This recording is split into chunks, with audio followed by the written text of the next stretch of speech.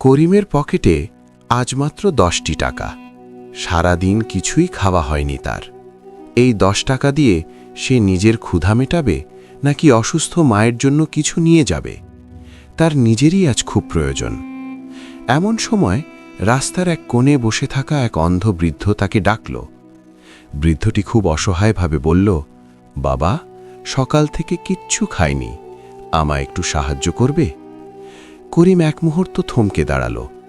নিজের ক্ষুধার কথা ভুলে গিয়ে সে ভাবল, আল্লাহ চাইলে আমাকে অন্যভাবে খাওয়াতে পারেন, কিন্তু এই বৃদ্ধের তো কেউ নেই।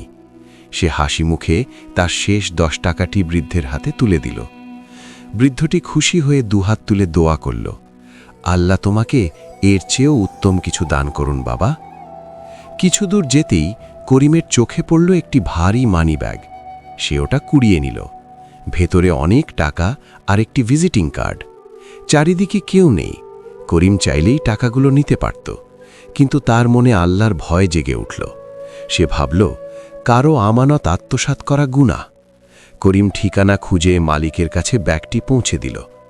ব্যাগটির মালিক একজন বড় ব্যবসায়ী। তিনি করিমের সততায় এতই মুগ্ধ হলেন যে তাকে নগদ কিছু টাকা উপহার দিলেন এবং তার কোম্পানিতে একটি স্থায়ী চাকরির অফার করলেন। বন্ধুরা, মনে রাখবেন, দান করলে কখনো সম্পদ কমে না, বরং আল্লাহ অভাবনীয় জায়গা থেকে বরকত বাড়িয়ে দেন। সততা আর আল্লাহর উপর ভরসাই বদলে দিতে পারে আপনার জীবন।